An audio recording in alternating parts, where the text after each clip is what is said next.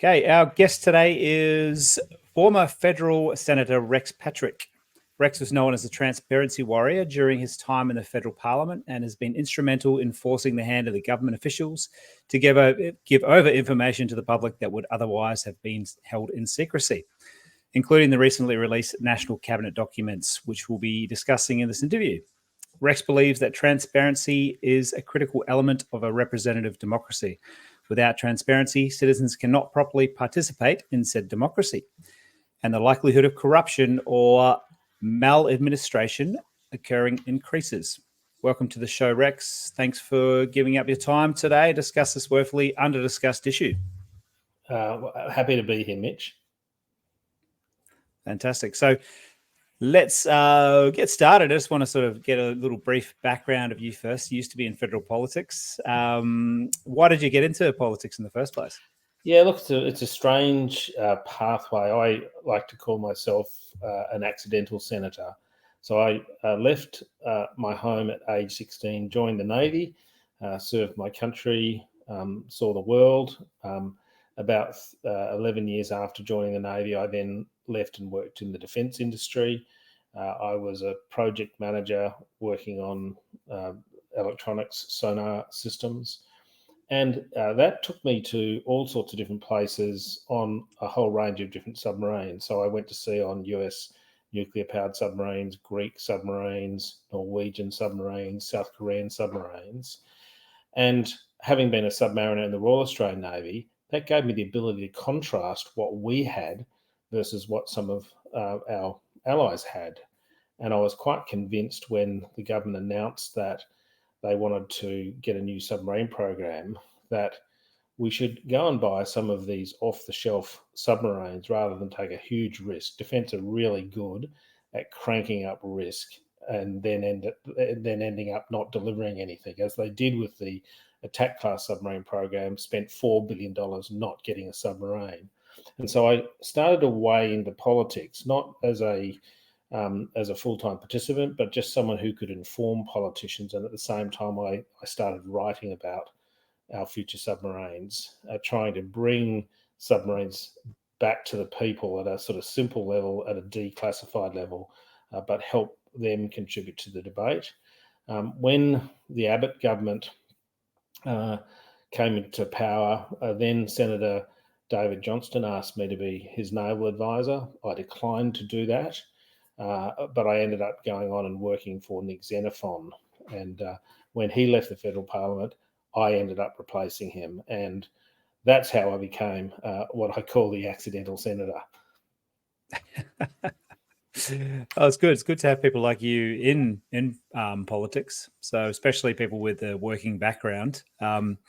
I do feel like most politicians treat politics as more of a career than a cause. Would you agree with that statement?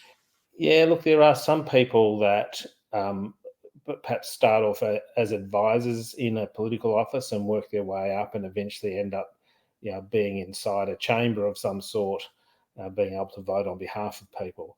I like the idea that we have a variety of politicians. People who are lawyers, that's actually quite important. People who have served in the military, people who've driven trucks, people who've been teachers, doctors, because that then allows us to represent a cross-section of the community. In fact, I even like the idea that we have a couple of crazy politicians, because actually we've got crazy people in amongst the population and they need to be represented as well. So I like the sort of the grab bag of people that are in the parliament. It's good to have a variety of people. Yeah, well, it's very representative, isn't it? Like you were saying. So yeah, I agree with you there. Now, you've made your name in our circles because of your doggedness in going after the national cabinet documents, which has been shrouded in secrecy and has since been essentially forgotten by everyone, including our listeners, except for a couple which is why we're actually on this topic in the first place. Now, can you tell me what got you interested in those documents in the first place? Okay, so as a senator, I was working in the heart of democracy, and information is the currency of power in a democracy. it's how politicians do their job, but it's also how people in the community participate in government. I know some people might think that's a novel idea, that people actually get to participate in government decision making, but also to look at scrutinising government. You can only do that if you have information. There's no point having public debate unless it's informed public debate. And a lot of time, the government holds most of the information. And from their perspective, they don't be too bothered by these pesky citizens that voted them in. They want to control the timing and the form of the release of information from the government in a manner that suits their agenda. And part of what politicians do in terms of influencing, and part of what advocacy groups do, is disrupt that nice, cosy arrangement that government has, so that we can see what government's doing and act before they simply present it as a fait accompli. So that was just my general philosophy, and that's why I still do lots and lots of FOIs, bringing information into the public domain.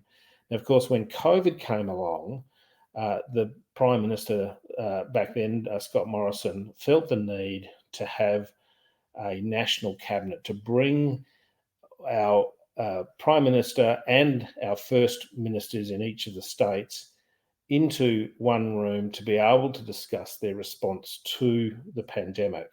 And actually, I don't think anyone objects to that sort of principle, where we have to pull people in to be able to act quickly. And we're in a federation, we require cooperation. The problem was that in doing so, he named the new organisation as a cabinet. And part of his motivation for doing that was that he could wrap a secrecy blanket over the top of everything that intergovernmental meeting talked about. And that was really problematic, particularly in circumstances where the national cabinet were doing things like closing borders, stopping people going to schools, putting people in effect in a self-prison in their own homes, forcing people to have vaccinations, spending a huge amount of money. And they were making all of these decisions in secret. Now, I just want to be clear, I don't have a problem with the government keeping secret the operating depth of a Virginia-class submarine or the top speed of an F-35 jet fighter. That's really appropriate. I don't mind them keeping police operating techniques secret, or in fact, or the fact that there's an operation that's about to take place. That should probably be kept secret. But health information, health controls, infringements on personal liberties, no, sorry, you've got to be open and transparent about that. And so what happened in relation to that was I was a senator, but I had the same rights as everyone else when it comes to FOI. I put in an FOI looking to have released to me the minutes of one of the national cabinet meetings. Now, I did that very deliberately. I fired my arrow at the heart of cabinet. It wasn't some document that may or may not be cabinet. I went for what was effectively, undisputedly a cabinet document, that is the cabinet minutes. But I did so knowing that what had been formed up was not a cabinet. And I'm happy to describe the reasons as to why I thought, and in fact, it turned out it wasn't a cabinet. And that's the idea that cabinet is a very special organisation within our responsible system of government. It's where the very senior people in a single polity meet and discuss a way ahead. And the whole idea of the cabinet secrecy is not so much about the content of the documents that are there, but just the idea that you as the finance minister can take a different view to me as the defence minister or the health minister or the infrastructure minister. They can all take different views, they can argue out their point, but when cabinet makes a decision, when they vote on something, or even if the Prime Minister makes a captain's call, at that point they adopt the same position. Every cabinet member backs the cabinet's decisions, even if they disagree with them. And that's about making sure that there is confidence in the cabinet, there is confidence in the government. And of course, if people see division across the cabinet, that's one of the reasons why the House of Representatives may, in fact, decide to vote no confidence in the government. So it's a really important thing, this sort of cabinet protection. It protects collective responsibility and what's called cabinet solidarity. Now, the problem is that the National Cabinet was a group of First Ministers and the Prime Minister coming together, and they all had different loyalties. So I would expect the Premier of South Australia to have a loyalty to South Australia. I would expect the Queensland Premier to have a similar loyalty to Queensland. And of course, the Prime Minister wants to focus nationally. So in some sense, by trying to promote the idea that they were a unified cabinet, and that if South Australia disagreed with Queensland, that would all be sorted out through the fact it was a cabinet, was just wrong. You cannot have a state polity, getting railroaded by the Prime Minister wanting some different outcome. And that was reflective in the way in which cabinet operated. You might recall that sometimes Scott Morrison would walk out of cabinet saying, "We're shutting all the borders," and the West Australian Premier Mr. McGowan saying, "No, we're not," or the Prime Minister coming out saying, "We're opening up schools," and the Victorian Premier saying, "Sorry, we're not." So it didn't have that collective responsibility. It didn't have that solidarity. It didn't have the key characteristics of a cabinet, and indeed, it is the case that no one could look at it and say, "Right, I'm going to vote no confidence in the National Cabinet." It just wasn't possible. So for that reason, it was really just an intergovernmental meeting, and so I took that.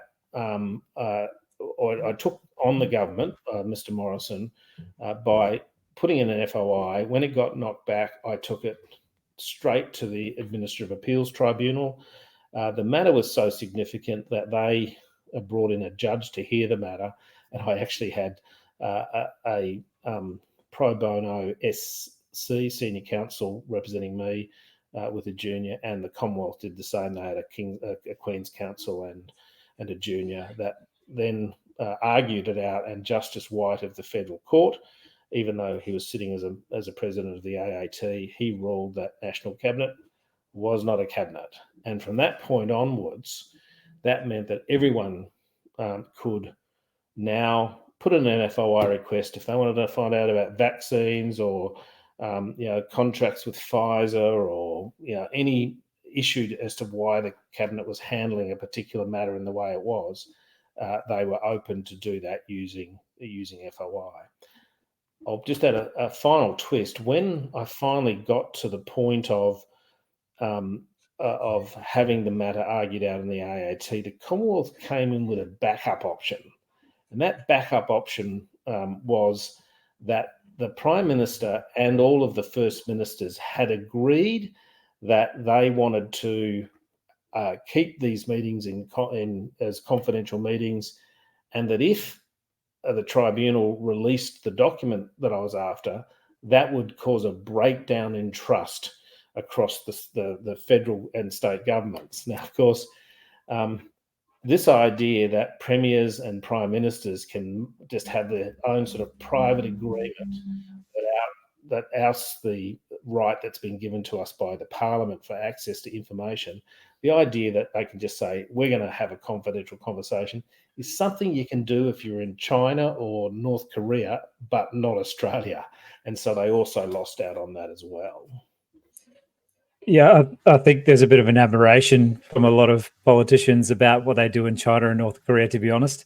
But the National Cabinet, I can tell you that really did undermine the trust in government, but probably not from like the way you were saying it. The trust in the federal government from the state governments, and even in those documents too, you can see why they didn't want to release them, because it does say clearly in there that the states still continue to have their own sovereignty and don't have to go with what the documents say. So there you go. It just proves what you've said in the documents, doesn't it? Yeah, absolutely. And look, the first documents I got access to, people would say, well, did you get what you were after? And the fact was, I wasn't after anything. I just wanted to crack open the vault. And we've now seen a change of government to the Albanese government, and they don't adopt the principle that national cabinet is a cabinet. They've walked away from that. They may still make claims that something's harmful to release, but they have to make out those arguments on the basis of public interest, not on some declaration by by a leader that says, "Sorry, citizens, you're not allowed to see this."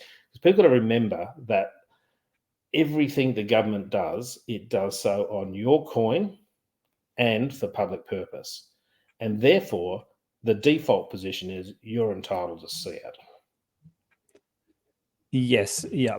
Well, I wanted to just bring that up quickly. I've got the National Cabinet documents here open. So now this is the July 2020. So this would be the second batch of documents, wouldn't it? I noticed there's a fair bit of redacted content here. So there's another one just here. We should have gone right to the top to begin with. No, it's not that one. There we go. This is the one. So this one, the COVID response inquiry options. So Prime Minister, we recommend you redacted. So what's the ethos behind the redactions? Okay, so that particular redaction, Section 47C of the FOI Act, just means that it is deliberative. And now I've recently been involved in a matter before the AAT where this was a key issue on a document, and that but basically what that says is, if we're just talking about ideas, making recommendations and so forth, we shouldn't be inhibited by people necessarily looking in and seeing what we're doing. That's generally the argument they use. The tax office, in a recent case on stage 3 tax cuts, said that if something gets released under FOI, something that's deliberative, that is advice from Treasury to the minister, that would undermine confidence and trust in the relationship between the minister and the department. But of course, no minister can stand up and say, "I don't trust you anymore because you released information in accordance with law."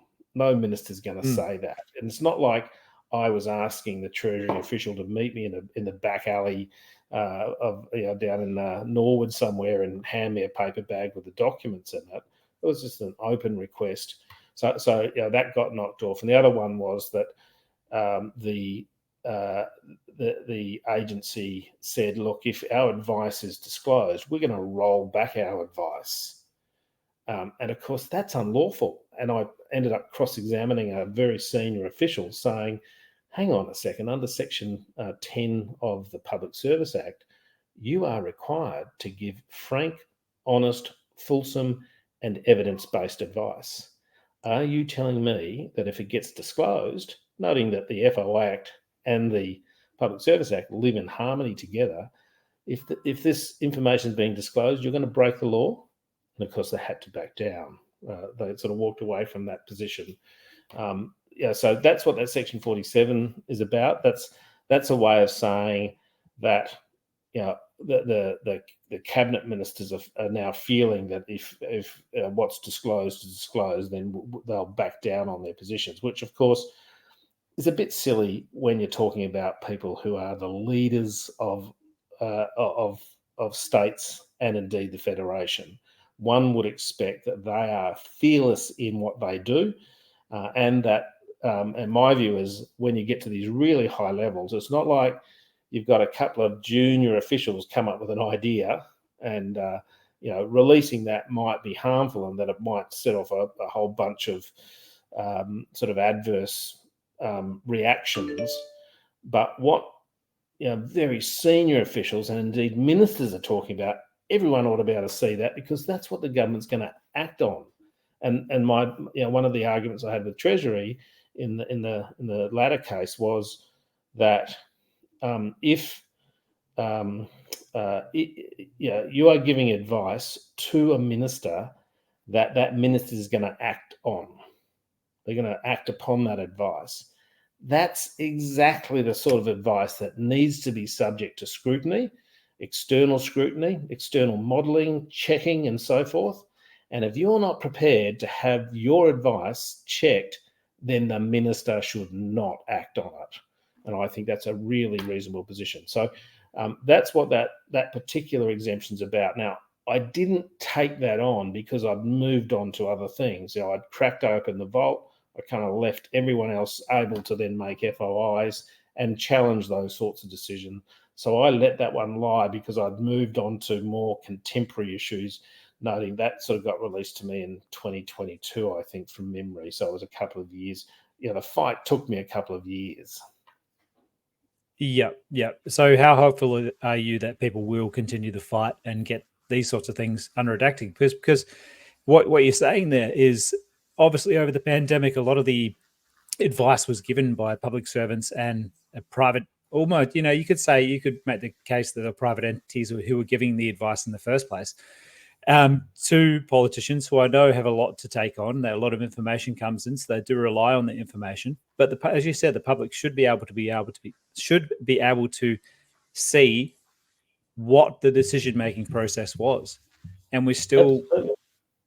Yeah, and we still, in my opinion, we still don't see that with these documents. You don't see any transcripts, for instance. I've skimmed through the documents as far as the actual rollout of the vaccine goes, and the first mention of that I see is actually when it's already been rolled out. There's no talk of the Pfizer contracts or anything like that. So. Well, it's interesting. I've got some FOIs that still haven't been answered in relation to the AHPPC, which was the medical body giving advice to Cabinet. Now, that information will eventually flow out. It's just simply a case of, I spend 7 days a week doing FOIs. I've got 2 matters in the full federal court, one very significant matter in SACAT, and which is the South Australian Civil and Administrative Tribunal. I've got probably 7 or 8 matters in this the Administrative Appeals Tribunal, and some in New South Wales and in Victoria. So I've got a really full plate. But yeah, busy.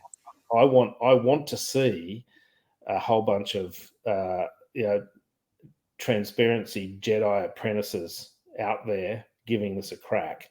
Having the good fight. And one of the functions I do now is I actually go out and teach political staffers.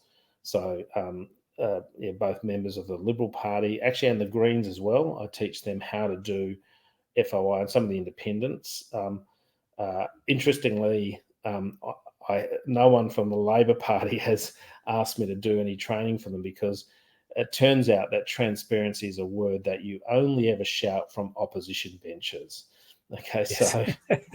So you'll see the whole thing change. You had Albanese say, "I'm going to be transparent when I get into government."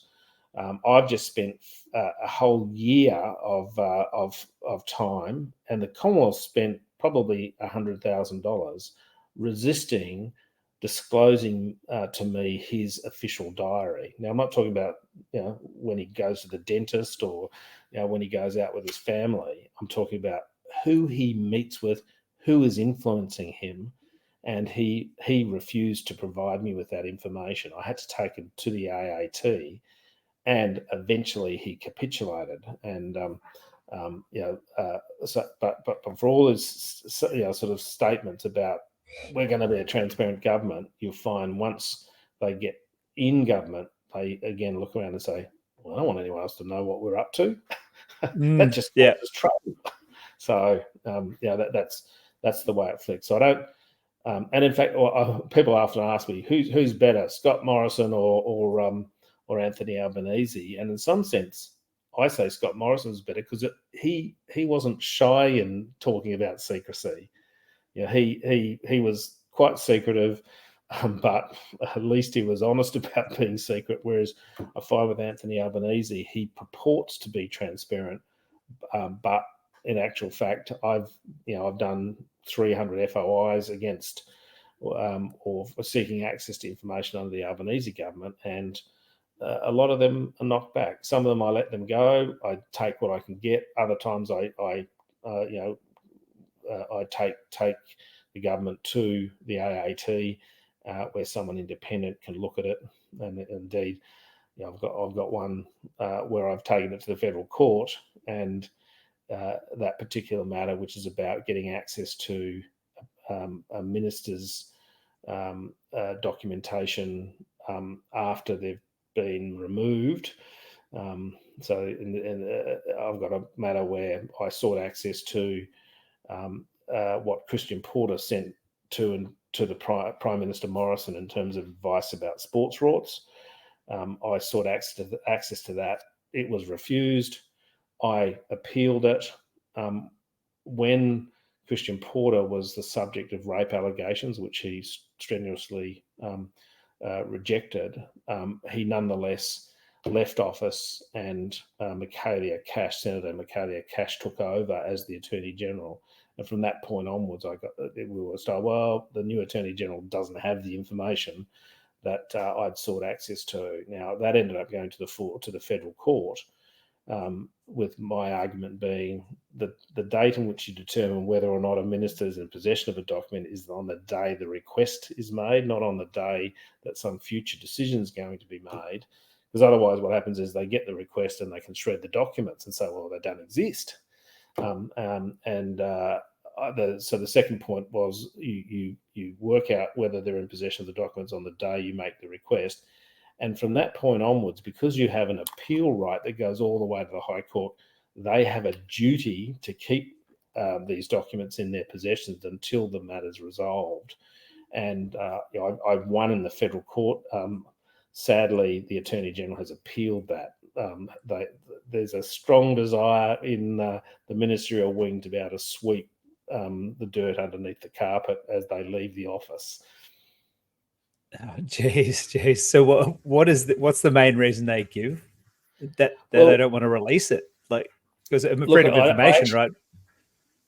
Yeah, I actually don't think they're concerned about the document that I'm after, but Justice Charlesworth, who heard the matter, basically she ruled in my favour about the time that you look at possession. Then she said that a duty does exist for them to retain the document, but she went further, and at the end of the hearing she did point out to the Attorney General's lawyers that they needed to direct the Attorney General's attention to the decision, because what the decision said was, when I requested this document and there was a change of ministry, there's an obvious question there: where did the document go?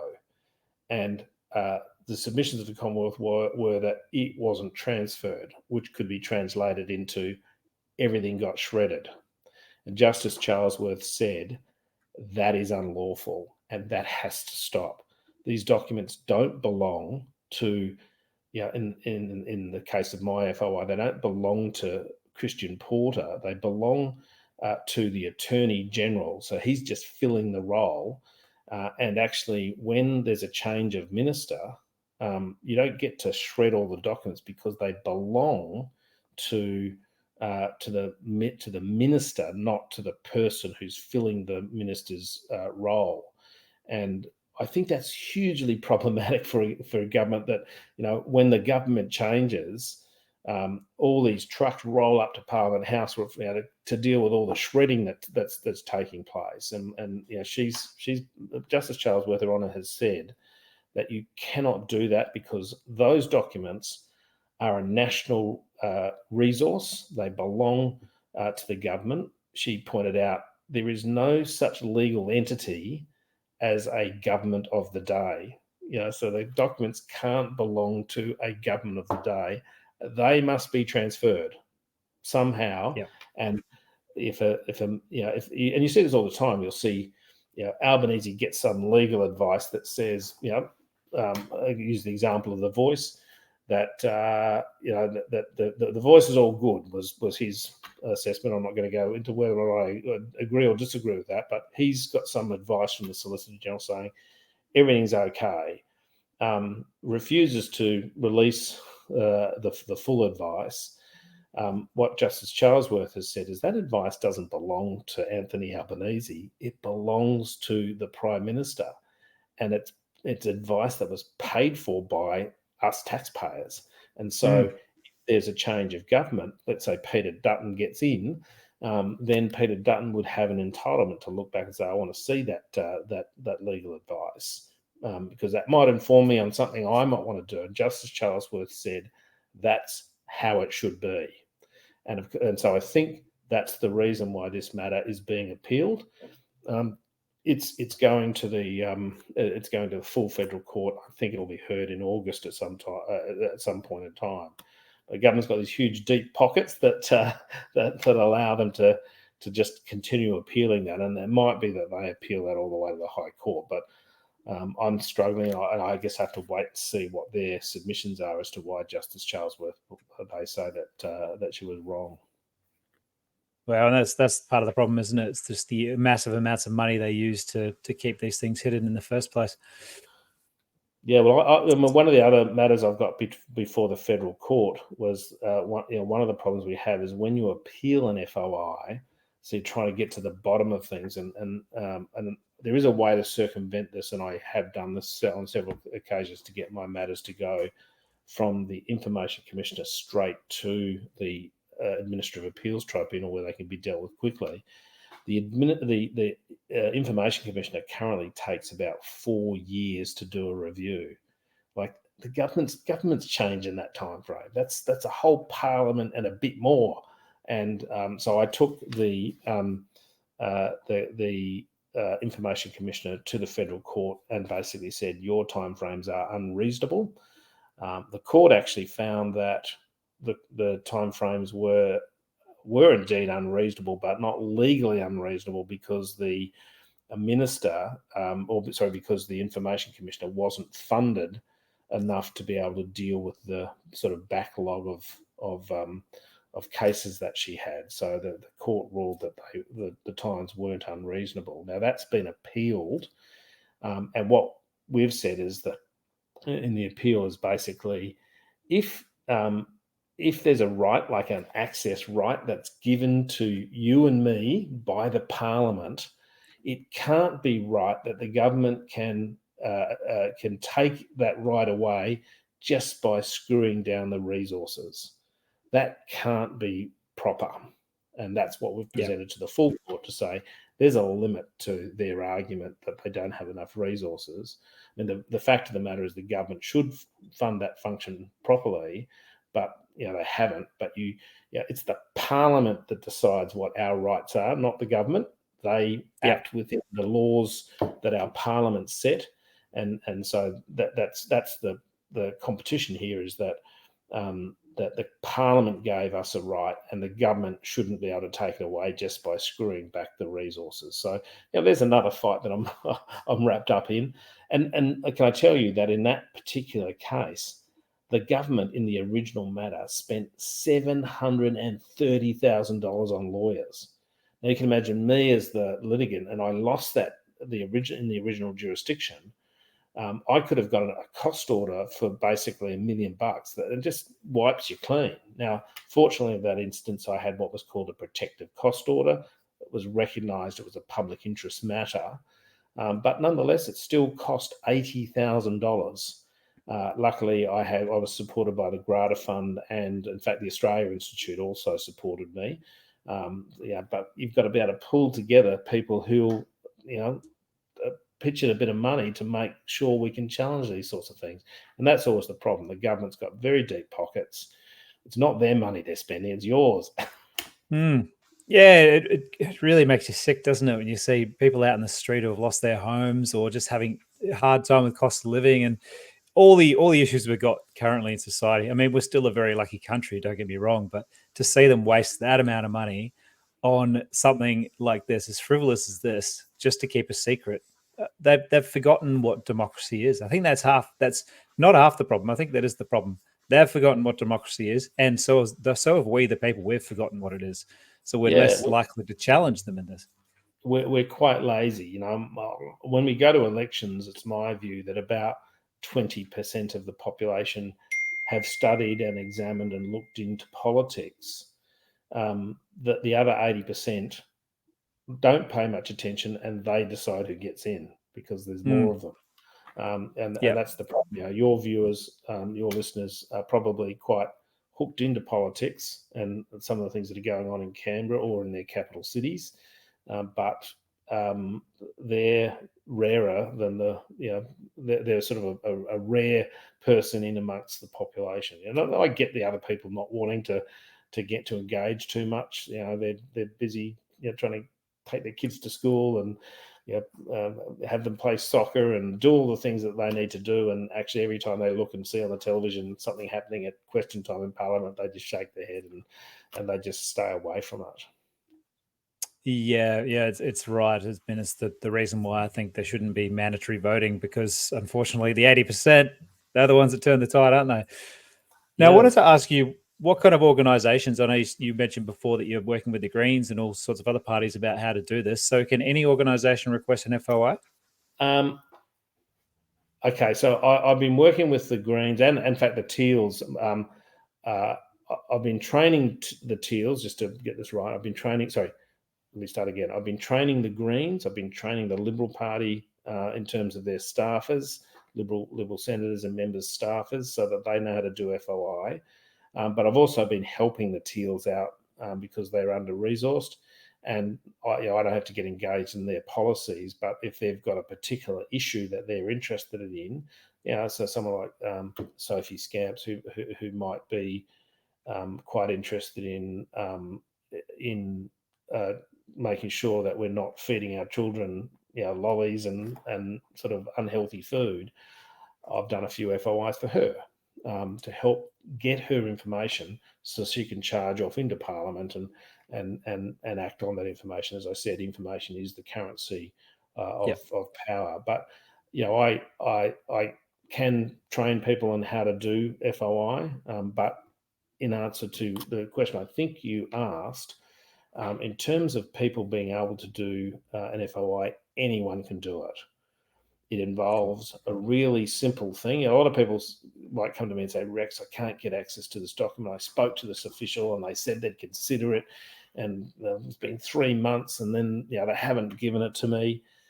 If you write to a department, to the right email address and say, hi, I'm Rex Patrick. This is a request for the purposes of the FOI Act 1982. I seek access to document ... that legally invokes a right for you to have access to that document.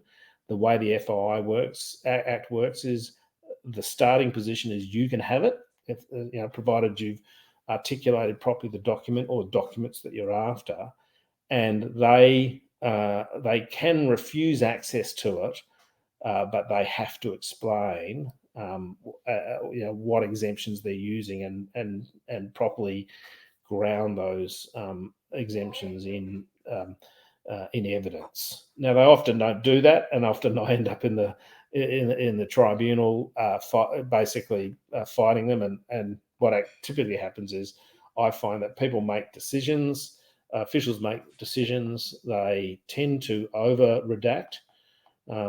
They're quite overzealous, and I'm not sure they do it because they don't necessarily believe in the way democracies are supposed to work. But if some information's sensitive, they take the view, I don't get paid enough. I don't get paid enough to do this, and I know Mr. Patrick or Mr. Smith will have an appeal right if I say no, and so they tend to be very cautious about what they release. So if you want to do this, any citizen can do it, but they've got to have a bit of tenacity because what happens is you get this official looking letterback. It's got a letterhead on the top of it. Commonwealth of Australia says, we've searched, we've found these documents, but they're exempt for these particular reasons. And you'll see a lot of people go, oh, well, that's got to be the case then. I look at that and say, my starting point is the FOI officer is wrong. I will now work through their reasoning, work out what it is that I really think is exempt and what's not, and then I'll go to an appeals process. And I don't, for example, chase mobile phone numbers of officials. I don't think that's appropriate. I'm after their decision, why they made a particular policy decision, or how much money they were spending on something that, so that we can properly scrutinise government. And I'd like to, in some cases, get access to that information early so that we can not just look back and say, how did you do this? But you can actually contribute to the debate before final decisions are being made. But officials do tend to over redact, and delay is the enemy of FOI. As I mentioned before, I can give you one example. In 2018, a journalist requested access to Operation London Bridge, the plan for Operation London Bridge, which was the plan for when Queen Elizabeth II passed. And that person who was a journalist ended up waiting, and Her Majesty very unkindly passed away before the matter was finally reached review. So it took 4 years, and so the journalist would have watched the whole Operation London Bridge play out, all the regalia, all of the different things that happened, knowing his review was there, being was left unattended.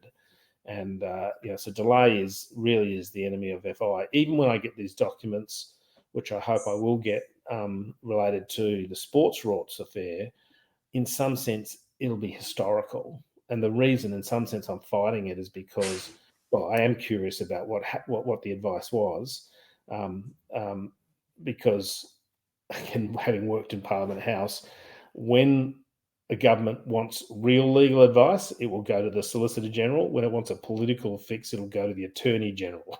And that's exactly what had happened with Christian Porter.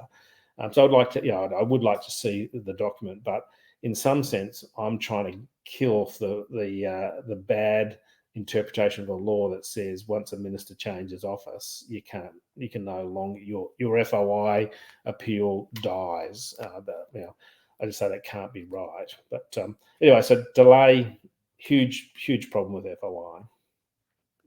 Yeah, well, it certainly sounds like it. No, the journalist who wanted the Queen's info eventually got it, but not in the way they were expecting, I suppose. Exactly right. I got one last question for you, because I don't want to keep you too long. But just so one of the reasons, well, the main reason we really wanted to get you on today is just because we'd really like to see more of this going on from the general public. So rather than just getting on Facebook and posting what you don't like about something, let's get out there and actually get the information.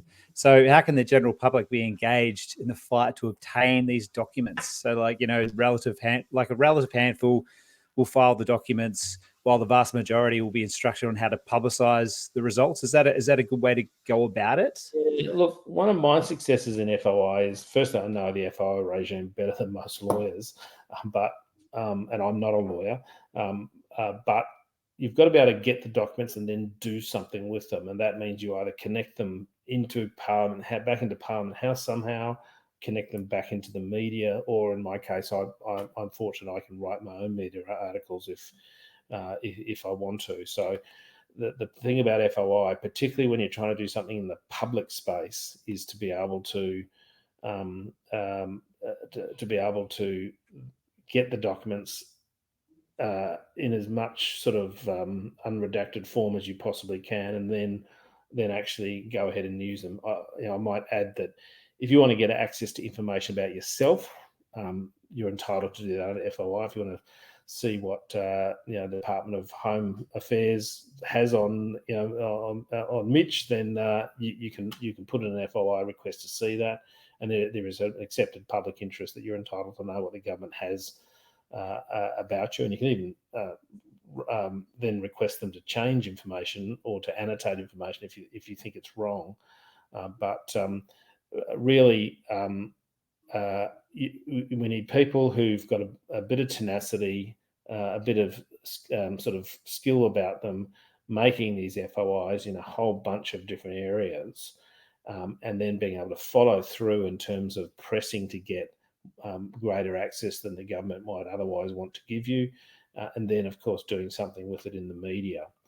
There is one problem, and I keep telling people that I want to have on my tombstone, Rex Patrick, the guy who made FOI sexy. That's what I'm hoping for. But in actual fact, we now know there are lots of people doing FOIs now. The numbers have skyrocketed, and one of the big problems is the government departments can't keep up anymore. And I blame them because they're so risk averse. When they don't generally have people who can look at a document and say, I'm going to release this, this, and this. They consult with every single department, and I've been to many tribunals where they've initially said no, and then it gets released, and I just wonder that in their original decision, they basically said that this would have a substantial adverse effect on the department if released.